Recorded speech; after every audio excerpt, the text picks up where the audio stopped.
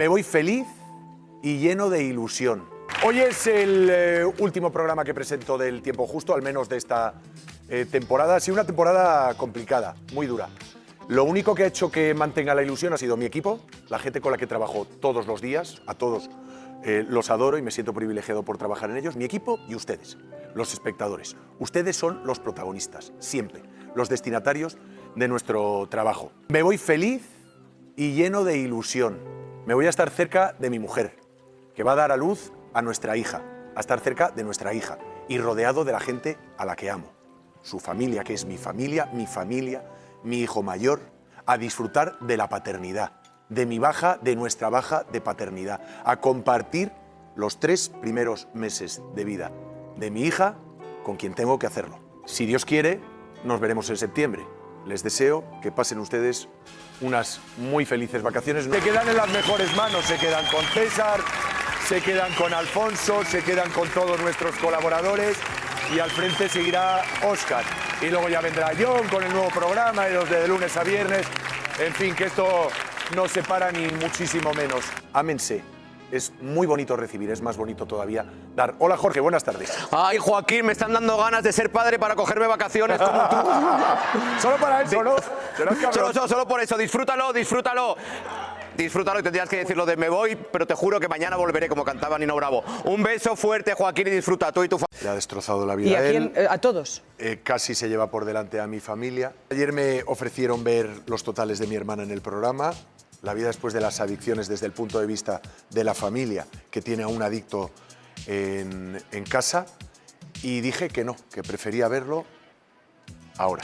¡Wow! ¿De verdad? Vamos a verlo, sí. A ver qué cosa cuesta. ¿Sabéis quién le ofrece esa primera raya? Sí, la persona que era su jefe en ese momento y que estaba, digamos, a su cargo, ¿no? Como cuando tú tienes un equipo, quieres cuidar de tu equipo, pero ¿Cuántos claro, para años mí tenía cuidar él? no es eso. Alrededor de los 30, 30 y pocos. Y yo creo que se aprovecharon un poco de esa inocencia, o sea, ese momento de desprotección. Es súper buen chico, porque es que es muy buen chico.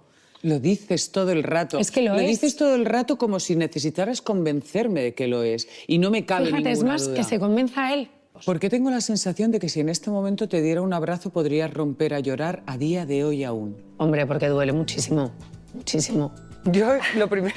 Es que llora ella, lloro yo. Sí, es que llevamos todo el rato. Entonces, lo primero, gracias, te lo dije. Es hora de hablar desde el respeto y dándole un espacio a todo el mundo que está pasando por ahí para que pueda aprender de quienes lo transitáis. Y lo segundo, gracias porque hace muchos años que conozco a vuestra familia y sois increíbles. Yo sufría pensando un poco también en cómo mi testimonio podía afectar pues, a mi hermano, que lo he visto ahora que también se emociona un poco, cómo podría afectar a mi hermana Andrea, a mi madre sobre todo, y también cómo le puede afectar a él. Porque cuando estás ahí al lado y es alguien a quien quieres, dices, ¿cuándo vas a tomar la decisión de decir hasta aquí? La cantidad de gente que le quiere, porque es muy curioso todos los mensajes en redes diciendo él es increíble, él es un tipazo. Adicción le ha destrozado la vida a mi hermano.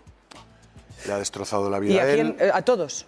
Casi se lleva por delante a mi familia. Y llega un momento en el que no puedes permitir que haya ese efecto contagio. Claro. Y tienes que decir hasta aquí. Mi hermana se emociona. A mí es que ya no me quedan lágrimas, querida. No me quedan lágrimas. Eso me lo contabas, ¿no? Cuando le preguntaba por No. ti a tu hermana me decía, se lo ha llorado todo, Joaquín. No, ya son muchos años. A ver si despierta. Ojalá. Despierta, hijo. Despierta. Joaquín Prat y de Alejandra Prat y bueno, es una historia de esas historias tristes que cogen el alma, el corazón y que persiguen a una familia desde hace mucho tiempo, no solamente al que tiene problemas con las adicciones, sino a los que le rodean y a los personajes y a las personas que más le quieren, ¿no? Y que más cerca de su vida han estado siempre, ¿no? En fin, se le vuelve a situar en el foco mediático a través de un programa, en una entrevista de la actriz Ana Millán. Y bueno, al saltar a la actualidad y al ver cómo dos hermanos destrozados hablan del pasado, presente y del futuro de su hermano Federico, pues al final en el campo de Gibraltar, los medios de comunicación, la gente que está a pie de pista en el campo de Gibraltar, pues lo conocen, tratan con él, llevan años conviviendo con él y le han arrancado estas palabras tan sinceras y yo no las voy a juzgar, ni voy a juzgar el estado en el que se encuentra. ¿Te gustaría, Federico, volver a recuperar el contacto con tu familia? ¿Lo tenías antes? Ellos aseguran que lo han intentado todo. No sé tú qué dices a esto. No, no es verdad que lo han intentado todo. Si lo hubiese intentado todo, no me hubiesen dejado en la calle con la situación que estoy pasando. Pero no es la vida que he decidido vivir. Yo me vine hace 12 años, gracias a un amor, aquí en campamento, y yo decidí quedarme en la línea porque la gente de la línea es estupenda y es muy buena. Y de verdad que agradezco un montón a la gente de aquí, porque me ayudan día a día y ningún día me ha faltado nada para comer. Gracias a ellos se han preocupado por mí, me han dado ropa, me han dado abrigos, me han dado todo lo que he podido coger. Yo ya no tengo ningún contacto con las drogas, como se dijo ayer en el programa de Ana Millán en Canal 4. Yo hace ya bastante tiempo que dejé la adicción porque vi que no llegaba a nada y que no me hacía ningún bien para mi salud. No tengo ninguna ayuda de mi familia, ahora pues duermo en un cajero de aquí de la línea. Estoy pasando bastante mal porque hay días que paso peligro, porque hay mucha gente que no es de la línea, que me viene a molestar y a robar, porque tenía un problema donde vivía con una persona, tuvo un juicio conmigo y estoy esperando la sentencia de la justicia de la línea, de si alguien me alquilase una habitación, también estupendo. El único ingreso que tengo es lo que me da la gente de la calle y no tengo más. Es lo que sobrevivo día a día y puedo comer y puedo estar bien conmigo mismo. Y les agradezco los comentarios positivos que me han dado, porque yo siempre voy a ser el mismo, voy a ser educado con todo el mundo de la línea y yo no me meto en ningún tipo de líos y no me quiero emocionar porque es verdad que hay comentarios buenos, pero muchas gracias de verdad a toda la gente que estáis ahí, ¿vale? Pues mira, yo quería mandar a mi familia que por favor, que si veis este vídeo, que yo estoy bien y que por favor, que si puede ser, que me ayuden para alquilar una habitación, que me hace falta ducharme día a día y dormir en una cama, no en un cajero como estoy ahora mismo en la situación. Las familias que tienen un adicto entre sus seres queridos viven situaciones de auténtico terror. Y hay que saber que puedes ser tú y que es un problema. Que es un problema, que es una enfermedad y que no la persona que lo esté padeciendo y que tenga esa adicción, que si quiere ayuda no se tiene que avergonzar de pedirlo y los que estamos en la parte externa, que no sabemos lo que es ese problema real, lo que tenemos que hacer es no juzgar. Porque la persona que es adicta al final se siente con el sentimiento de culpabilidad y todavía le cuesta más salir de ahí. Entonces yo creo que también tenemos que empezar a saber cómo tratar nosotros desde fuera ese tema y saber que al final no estamos ahí dentro, pero de alguna manera podemos ayudar. Las familias que tienen un adicto entre sus seres queridos viven situaciones de auténtico terror. Nosotros podríamos contar y estar aquí hasta pasado mañana contándolas, como las que seguramente los que nos están viendo han tenido la desgracia de vivir. Pero contarlas no sirve de nada porque estigmatiza al enfermo. Y yo y mi hermana lo último que querríamos sería estigmatizar a una persona enferma. Sí quiero decir una cosa, gracias a todos los linenses, a toda la gente que ha tenido y que sigue teniendo a día de hoy contacto con mi hermano en la zona del campo de Gibraltar, por los mensajes de cariño, de comprensión y de apoyo que nos mandan y por estar cerca de él y ayudarle en la medida de lo posible. Pero a un adicto no se le ayuda. Viene muy fuerte de viernes y seguro que el tiempo justo de Joaquín Prat también. ¿Qué tal, Joaquín? Hola, Patricia. Me han dicho que sea breve. Hoy se siente el plato del tiempo justo Macobi. Buen fin de. Maravilla. Uy, por favor. Hoy tengo que contaros que resulta que Joaquín Prat, y esto no se lo había contado a nadie de la cadena, por eso digo que su despido esto es como la cancelación de Sálvame. ¿Cuándo? Ya veremos, pero se está hablando porque se le ha caído la careta. Este señor es íntimo amigo de Fidelito, de Fidel Albiac, el Bombillas, desde hace tiempo. Ay, Joaquín, de lo que nos hemos enterado, pero lo tenían oculto. No se lo había dicho absolutamente a nadie. No se lo había dicho ni a Ana Rosa Quintana, que Joaquín Prat era una malísima persona, que este señor tenía dos caras, que nosotros no conocíamos la verdadera cara de esta persona, pero que si lo conociéramos en privado, bueno, que era un ser absolutamente podrido, y dijo que le había llamado mucho la atención que Joaquín Prat hubiese fichado para su programa El Tiempo Justo a Olga Moreno, porque a ella le constaba que Joaquín Prat hablaba pestes, pero pestes, difamaciones de Olga Moreno detrás de las cámaras. Decía que era una inútil, que tenía la inteligencia justa para pasar el día, que no valía para la televisión, que como colaboradora era un mojón pinchado en un palo. Entonces dijo Marta Riesco, me llama la atención de que Joaquín Prat la haya contratado como colaboradora para El Tiempo Justo y se siente delante de ella y le ponga una sonrisita cuando dijo ella, yo he sido testigo de las barbaridades que dice de Olga Moreno.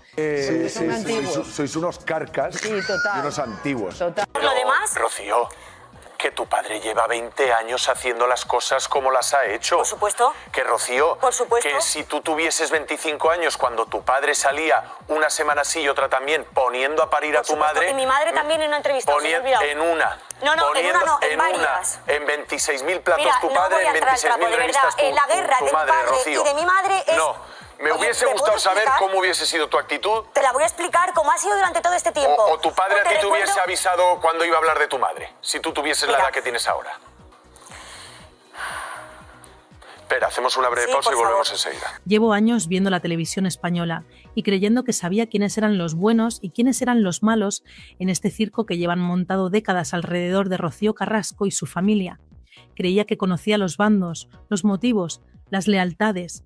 Y esta semana me estés enterado de algo que ha tirado por tierra todo lo que pensaba que sabía. Porque hay un hombre que llevaba años sentado delante de una cámara con cara de no haber roto un plato en su vida, modulando su voz, sonriendo en el momento justo, tomando partido cuando le convenía y callando cuando le interesaba callar. Un hombre al que millones de espectadores han visto semana tras semana y han pensado que era exactamente lo que parecía. Y resulta que no. Resulta que ese hombre llevaba una vida paralela que nadie conocía. Una amistad secreta que mantenía en las sombras, un plan trazado con frialdad, y una lista de víctimas que ahora mismo están empezando a entender lo que les pasó realmente. Hoy hablamos de Joaquín Prat y de Fidel Albiach y de la alianza más sucia que se ha destapado en el corazón televisivo español en mucho tiempo. Pero antes de que te diga todo lo que sé, necesito que te quedes hasta el final, porque esta historia no termina donde tú crees que termina. Tiene más capas, más víctimas, y un final que todavía no ha llegado, pero que se está escribiendo ahora mismo. Vamos al principio. Hay una pregunta que mucha gente se han estado haciendo durante años sin encontrar respuesta. ¿Por qué Joaquín Prat reaccionaba de esa manera cuando el tema de Rocío Carrasco saltaba en televisión? No estoy hablando de tener una opinión. Todo el mundo tiene una opinión. Estoy hablando de algo diferente, de esa intensidad particular, de ese tono que a veces rozaba la urgencia, de esos cortes en mitad del debate que parecían demasiado oportunos, de esas intervenciones donde la contundencia no cuadraba del todo con lo que se estaba discutiendo. Los espectadores más atentos lo notaban, lo comentaban entre ellos y lo achacaban al carácter del presentador, a sus convicciones, a su estilo. Nadie pensó que había otra explicación. Nadie pensó que detrás de cada una de esas reacciones podía haber algo mucho más concreto, mucho más personal, mucho más oscuro. Fidel Albiach. Ese es el nombre. Fidel Albiach, al que muchos conocen como el hombre que vive en la sombra de Rocío Carrasco, el que siempre está ahí sin estar del todo, el que habla poco en público, pero que según quienes lo conocen de verdad mueve los hilos de todo lo que rodea a su pareja, con una precisión que asusta. Fidel Albiach, que lleva años siendo el personaje más misterioso y más temido del entorno de Rocío Carrasco. Y resulta que Fidel Albiach y Joaquín Prat eran amigos íntimos, desde hace tiempo.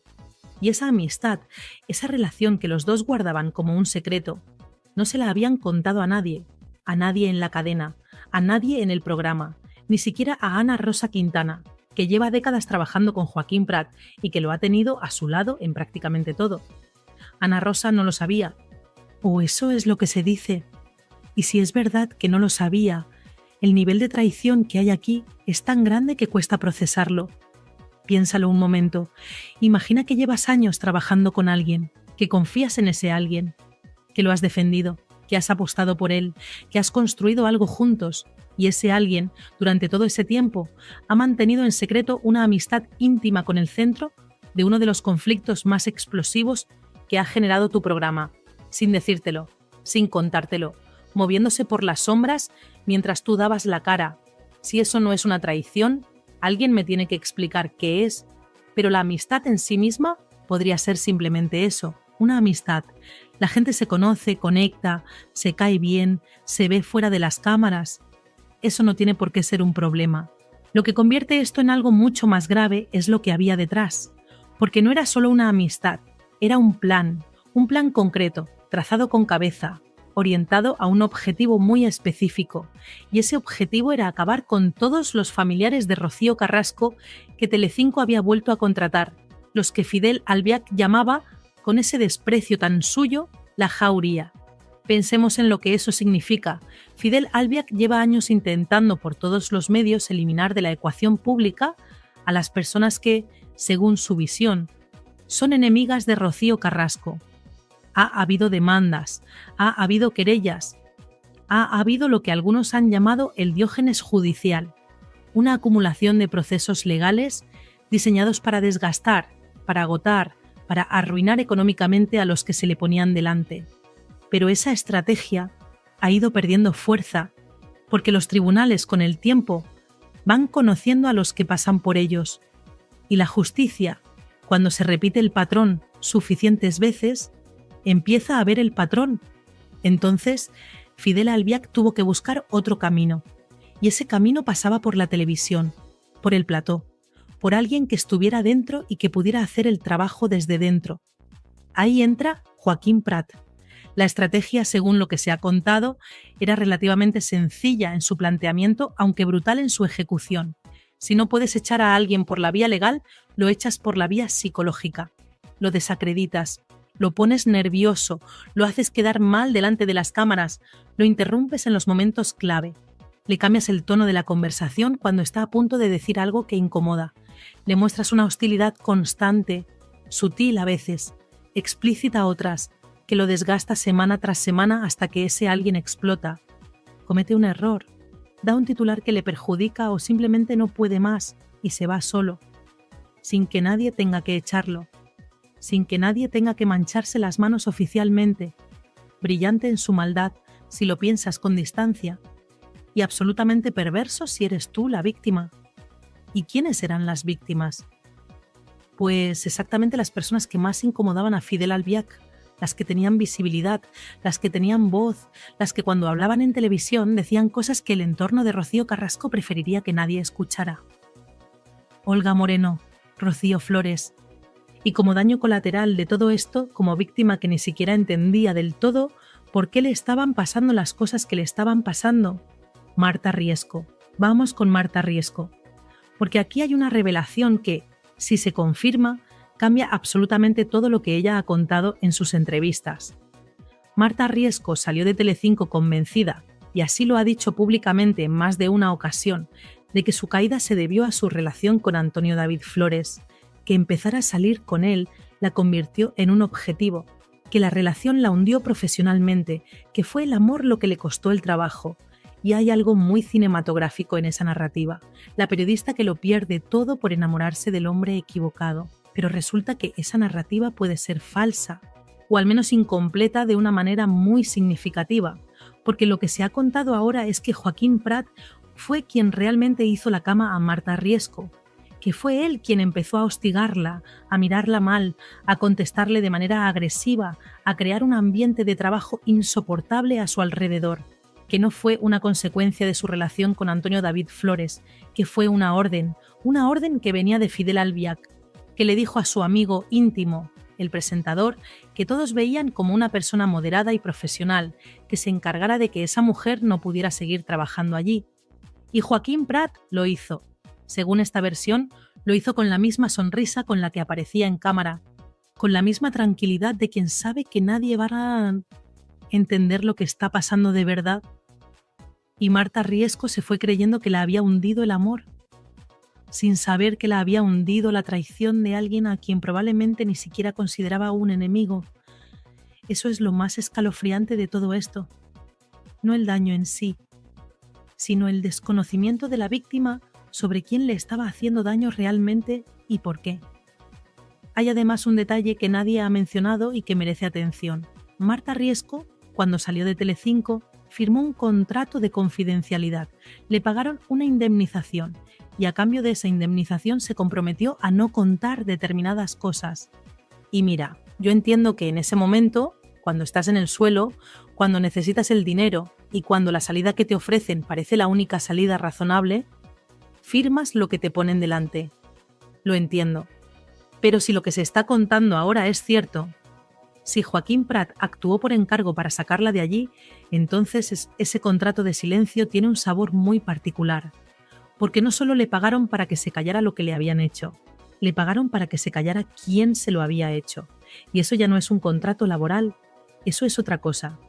Ahora necesito que pensemos un momento en Olga Moreno, porque lo que hay aquí es de una hipocresía tan descomunal que cuesta encontrar las palabras adecuadas para describirla. Joaquín Prat, en privado, hablaba de Olga Moreno de una manera que sus seguidores jamás habrían imaginado. La llamaba inútil. Decía que tenía la inteligencia justa para pasar el día. Afirmaba que como colaboradora de televisión era, textualmente, un mojón pinchado en un palo. Esas son las palabras, no las mías, las que él usaba cuando creía que las cámaras estaban apagadas y que nadie que importara le estaba escuchando. Y entonces la contrató.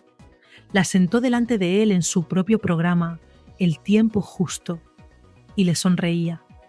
Y la trataba con una cordialidad que a la luz de lo que ahora sabemos resulta casi más inquietante que si la hubiera atacado abiertamente, porque hay algo muy perturbador en alguien que es capaz de mirar a los ojos a una persona a la que desprecia, sonreírle y actuar con normalidad delante de cientos de miles de espectadores.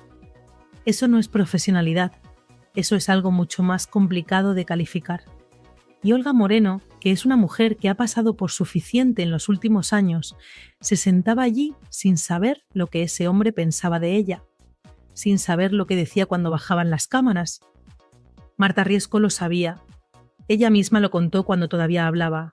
Dijo que le llamaba la atención enormemente que Joaquín Prat hubiera fichado a Olga Moreno para su programa cuando ella había sido testigo de las barbaridades que ese hombre decía de Olga Moreno en privado. Lo dijo. Nadie le prestó la atención suficiente y ahora resulta que lo que Marta Riesco insinuaba era solo la punta del iceberg. ¿Por qué la contrató entonces si la despreciaba tanto? Esa es la pregunta que hay que hacerse. Y la respuesta que se empieza a manejar es la misma de siempre. La estrategia, la táctica. Si tienes a Olga Moreno en tu programa, la controlas. Decides cuándo habla y cuándo no. Decides qué imagen da y qué imagen no da. Puedes gestionarla, neutralizarla. Y si en algún momento necesitas que quede mal, estás en la mejor posición posible para asegurarte de que así ocurra. Es una lógica fría, calculada. Y desde luego no es la lógica de alguien que simplemente quiere hacer buena televisión. Ahora hablemos de un momento concreto que resume mejor que ningún otro lo que era realmente Joaquín Prat cuando nadie le prestaba atención. Un momento que mucha gente vio en su día y que quizás no entendió del todo hasta ahora. Olga Moreno estaba en Supervivientes, en la isla, y en algún momento del programa comentó que cuando volviera a España, una de las primeras cosas que quería hacer era bautizar a David Flores, el hijo de Antonio David Flores y Rocío Carrasco, porque el chico no estaba bautizado, una declaración que cualquier persona de buena fe escucha como lo que es, una mujer que quiere hacer algo que considera importante para un chico que ha estado bajo su cuidado. Joaquín Prat se puso hecho una fiera. Saltó diciendo que quién era Olga Moreno para decidir si se bautizaba o no a David Flores, que para algo así hacía falta el consentimiento de Rocío Carrasco, que cómo se le ocurría tomar esa decisión. Y lo dijo con esa intensidad que todos habían visto otras veces y que ahora cobra un significado completamente diferente, porque hay un dato que Joaquín Prat o bien no sabía o decidió ignorar olímpicamente. David Flores, en el momento en que Olga Moreno hizo esa declaración, ya era mayor de edad, ya era un adulto que puede decidir por sí mismo si quiere bautizarse, si quiere no bautizarse, si quiere convertirse al budismo o afiliarse a cualquier religión que le venga en gana, sin necesitar el permiso de absolutamente nadie. Mucho menos el permiso de una madre que, entre otras cosas, lleva años sin pagarle la pensión de alimentos. ¿Cómo se explica esa reacción? Solo hay dos posibilidades. O Joaquín Prat no sabía la edad de David Flores, lo cual para un presentador de televisión que lleva años hablando de este caso resulta difícil de creer. O lo sabía perfectamente y reaccionó así de todas formas, porque no estaba respondiendo como un presentador que busca la información correcta. Estaba respondiendo como alguien que tiene un bando y que defiende ese bando, aunque los datos no acompañen. Y cuando ves esa reacción a la luz de lo que ahora sabemos sobre su relación con Fidel Albiac, la lectura es inevitable. Pasemos ahora a Rocío Carrasco, porque en medio de toda esta historia hay una mujer que, quieras o no, es el centro de todo. Y hay una parte de esta historia que es simplemente triste, no indignante, no polémica, triste. Rocío Carrasco está en bancarrota, otra vez. No es la primera vez. Ha estado en esta situación antes. Pero lo que hace que esta vez sea diferente es que en los últimos años ha ganado cantidades de dinero que no son habituales en el mundo del espectáculo español. 2 millones de euros por los documentales, cachés por intervenciones en programas, apariciones pagadas, contratos televisivos. El dinero entraba. Y sin embargo, no queda nada. ¿Dónde ha ido ese dinero? Esa es la pregunta. Y la respuesta que se maneja tiene que ver directamente con Fidel Albiac y con la manera en que gestiona, o más bien no gestiona, las finanzas del entorno de Rocío Carrasco. Hacienda, Seguridad Social, ayuntamientos, deudas que llevaban años acumulándose y que solo pudieron empezar a pagarse cuando llegó el dinero de los documentales. Pero tapar un agujero con dinero nuevo no significa que no haya más agujeros, significa que ahora tienes un agujero más pequeño, pero sigues sin aprender a no hacerlos. Y si encima quien lleva tus cuentas no es precisamente un prodigio de la gestión financiera, el resultado es predecible. Hay algo que resulta casi irónico en esta situación. Fidel Albiac pasó años construyendo la narrativa de que era el protector de Rocío Carrasco. El hombre que la cuidaba, que la protegía, que estaba ahí cuando el resto del mundo la atacaba. Y ahora resulta que la mujer a la que supuestamente protege lleva años en ruinas económicas, que los millones que ganó se han ido sin que ella vea nada, que está intentando relanzar una marca de cosmética que tiene abandonada desde hace 3 años, porque necesita ingresos. ¿Dónde está la protección ahí? ¿Dónde está el hombre que lo gestiona todo tan bien? Hay una imagen que me resulta muy reveladora de toda esta situación. Fidel Albiac, que se mueve siempre en las sombras, que raramente aparece en cámara, que construyó su reputación precisamente sobre esa discreción que muchos malinterpretaron como elegancia, ha apostado toda su estrategia a eliminar a sus enemigos por todas las vías posibles: la judicial, la mediática, la psicológica, y en ninguna de esas vías ha ganado de manera definitiva. Los tribunales lo conocen, los medios han empezado a cuestionar el relato, y ahora su alianza más secreta, la que tenía con Joaquín Prat, ha salido a la superficie. Cuando el ser de las sombras empieza a quedarse sin sombras donde esconderse, el panorama cambia completamente. Y aquí llegamos a la parte de la historia que todavía no ha terminado, porque todo lo que está saliendo a la luz tiene consecuencias reales, consecuencias que se van a notar.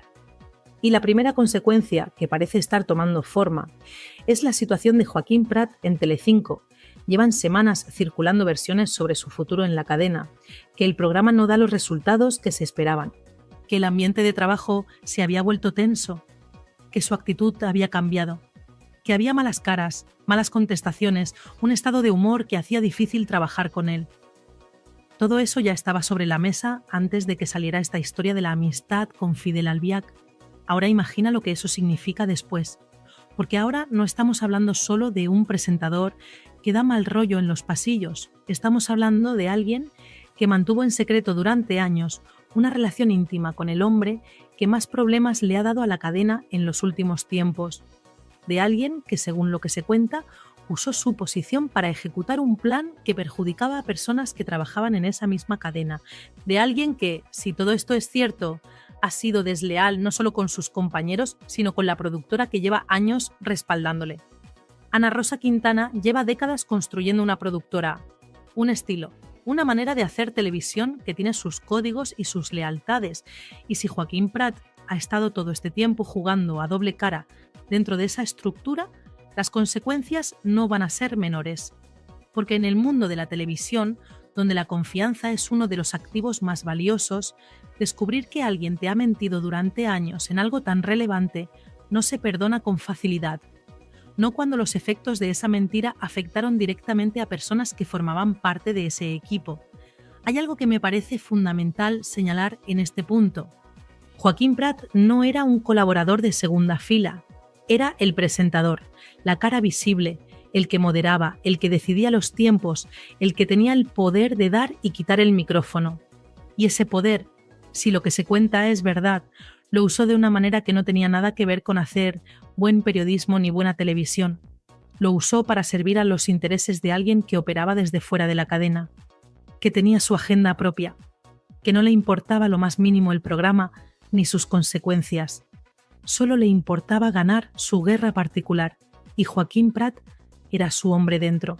Dicho esto, y siendo rigurosos como hay que ser en este tipo de historias, hay que decir también que esto aún no está confirmado oficialmente. Que lo que tenemos son versiones, fuentes, informaciones que circulan, pero que no han sido ni desmentidas ni confirmadas por los propios implicados. Joaquín Prat no ha salido a decir nada. Fidel Albiac, como siempre, en silencio. Y ese silencio, que podría interpretarse como una negación implícita, en este contexto específico, resulta más sospechoso que cualquier desmentido, porque cuando alguien es acusado de algo tan grave y su única respuesta es el mutismo, la pregunta que flota en el aire es inevitable. Si no es verdad, ¿por qué no lo dices? Hay otro personaje en esta historia al que casi nadie está prestando atención y que creo que merece un momento. Lolita, la familia de Lola Flores, que en el último tiempo ha tomado posiciones que resultan llamativas para quienes los conocen, recogiendo premios, haciendo declaraciones que encajan con el discurso del establishment, alineándose con determinadas posiciones de una manera que no parece muy natural en ellos. Y la lectura que se hace de eso es que han entendido que para sobrevivir en este negocio hay que arrimarse al sol que más calienta, que la familia de Lola Flores, que tiene un legado enorme y una historia en este país que nadie les puede quitar, está dejando que ese legado sirva para avalar posiciones que quizás no son exactamente las suyas. Hay algo triste en eso también. La autenticidad tiene un precio. Y en la televisión española, ese precio a veces es demasiado alto para pagarlo. Y llegamos al final, a la pregunta que esta historia deja sobre la mesa y que va a seguir ahí mucho tiempo. ¿Cuántas personas más hay en la televisión española con una doble vida? ¿Cuántos presentadores, cuántos colaboradores, cuántos rostros que vemos cada semana tienen relaciones en las sombras que condicionan lo que dicen y lo que no dicen delante de una cámara? Porque si esto ha podido ocurrir durante tanto tiempo con alguien tan visible, con alguien que llevaba años siendo cara de uno de los programas más seguidos de la cadena, la pregunta no es si este es un caso excepcional, la pregunta es si es la norma. Y esta ha sido simplemente la primera vez que se ha destapado. Y luego está la pregunta más personal, la que le corresponde a cada uno de nosotros como espectadores que hemos consumido todo este contenido durante años. Nos han estado manipulando los debates que veíamos, las opiniones que se generaban, las narrativas que se construían alrededor de Rocío Carrasco y su familia, de Olga Moreno, de Antonio David Flores, de Rocío Flores. ¿Cuánto de todo eso respondía a una estrategia externa que utilizaba las cámaras como campo de batalla? ¿Cuánto de lo que creíamos que era opinión televisiva era en realidad un movimiento orquestado? Esa pregunta no tiene respuesta sencilla y quizás nunca la tenga, pero hacérsela ya es importante. Lo que sí tiene respuesta, o al menos empieza a tenerla, es quién pagó los platos rotos en todo esto. Marta Riesco, que perdió su trabajo sin saber del todo por qué. Olga Moreno, que se sentaba delante de alguien que la despreciaba sin saberlo. Rocío Flores, que durante años fue objeto de ataques en televisión desde todos los ángulos posibles. Y Rocío Carrasco, que en medio de todo esto, de toda esta guerra que según sus defensores se libró por ella y para ella, está en bancarrota. Esas son las víctimas reales de esta historia, no los que hablan más alto, no los que tienen más seguidores, los que pagaron el precio. Los días de Joaquín Prat en Telecinco están contados. Eso es lo que se dice, eso es lo que parece que se está gestando. Y si termina ocurriendo, si un día próximo vemos que ese presentador ya no está en la cadena, la mayoría de la gente lo verá como el fin de una etapa, como un cambio natural en la televisión. Solo unos pocos sabrán que detrás de esa salida hay una historia mucho más complicada, una historia de traiciones, de planes en las sombras, de lealtades compradas y de consecuencias que tardaron años en llegar, pero que al final llegaron. Porque en la televisión, como en la vida, las sombras no duran para siempre. Tarde o temprano la luz llega, y cuando llega, lo que estaba escondido se ve con una claridad que ya no tiene vuelta atrás. Así que ahora os pregunto a vosotros, y quiero que me respondáis con sinceridad, porque vuestra opinión aquí importa y mucho. ¿Creéis que Joaquín Prat sabía exactamente lo que estaba haciendo en todo momento? ¿O pensáis que quizás en algún punto se dejó llevar por una amistad sin entender del todo hasta dónde lo estaba arrastrando? Porque esa diferencia importa, no a nivel legal, pero sí a nivel moral. La persona que actúa con premeditación y la persona que actúa por lealtad ciega, sin medir las consecuencias, son dos tipos de error muy distintos, aunque el daño causado sea exactamente el mismo. Decídmelo abajo. Si creéis que Prat actuó con plena consciencia de lo que estaba haciendo, escribid culpable. Si creéis que fue más víctima de Fidel Albiac que cómplice, escribid manipulado. Y si pensáis que en realidad los dos son lo mismo y que a estas alturas da igual, escribid lo que sigue. Porque esto, familia, no ha terminado. Ni de lejos. Si este vídeo os ha abierto los ojos sobre algo que no veíais, dadle al me gusta. No tardáis ni un segundo y a mí me ayuda muchísimo. Suscribíos si todavía no lo habéis hecho y compartidlo con quien creáis que necesita ver esta historia. Porque hay gente por ahí que todavía piensa que Joaquín Prat es exactamente lo que parecía y ya va siendo hora de que sepan la verdad. Nos vemos muy pronto con más salseo, que aquí, cuando los demás se callan, nosotros lo contamos. ¿Te gustaría, Federico, volver a recuperar el contacto con tu familia? Lo tenías antes. Ellos aseguran que lo han intentado todo. No sé tú qué dices a esto. No, no es verdad que lo han intentado todo.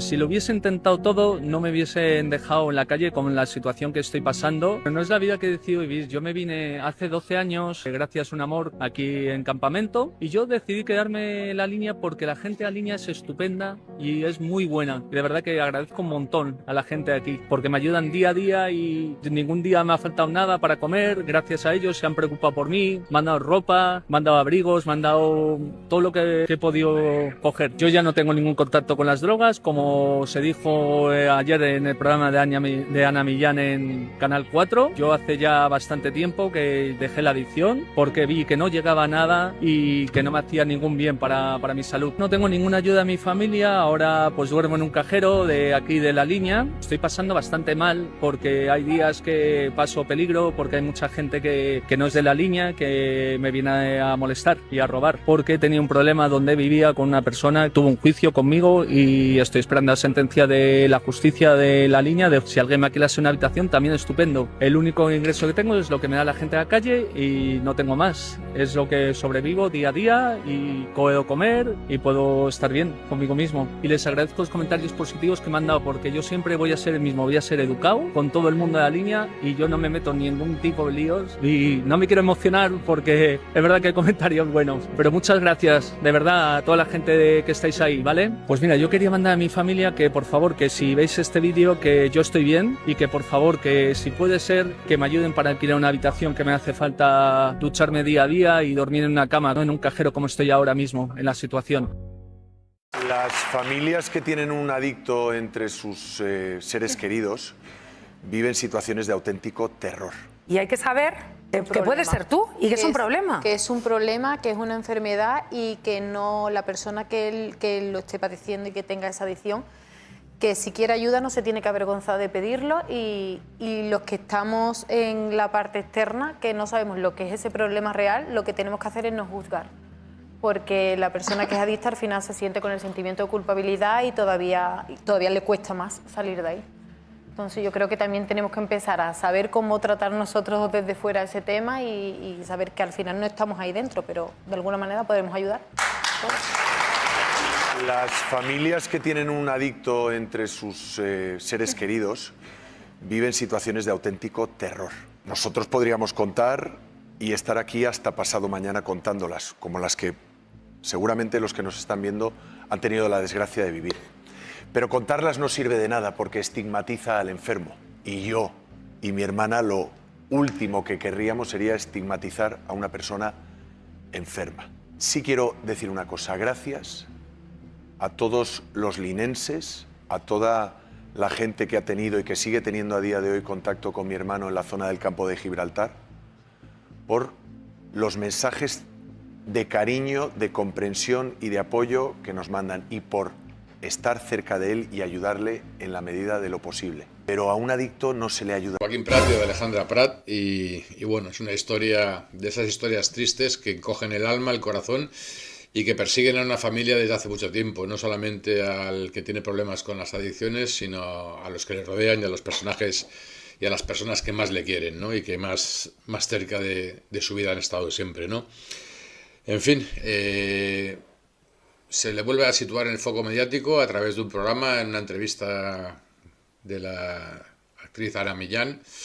Y bueno, al saltar a la actualidad y al ver cómo dos hermanos destrozados hablan del pasado, presente y del futuro de su hermano Federico, pues al final en el campo de Gibraltar, los medios de comunicación, la gente que está a pie de pista en el campo de Gibraltar, pues lo conocen, tratan con él, llevan años conviviendo con él y le han arrancado estas palabras tan sinceras. Y yo no las voy a juzgar, ni voy a juzgar el estado en el que se encuentra. Le ha destrozado la vida ¿Y a a él. quién? ¿A todos?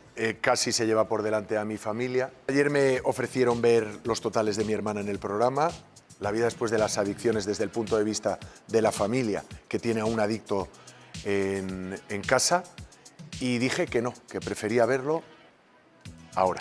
¡Wow! ¿De verdad? Vamos a verlo, sí. A ver qué cosa cuesta. ¿Sabéis quién le ofrece esa primera raya? Sí, la persona que era su jefe en ese momento y que estaba, digamos, a su cargo, ¿no? Como cuando tú tienes un equipo, quieres cuidar de tu equipo, pero ¿Cuántos claro, para años mí tenía cuidar él? no es eso. Alrededor de los 30, 30 y pocos. Y yo creo que se aprovecharon un poco de esa inocencia, o sea, ese momento de desprotección. Es súper buen chico, porque es que es muy buen chico.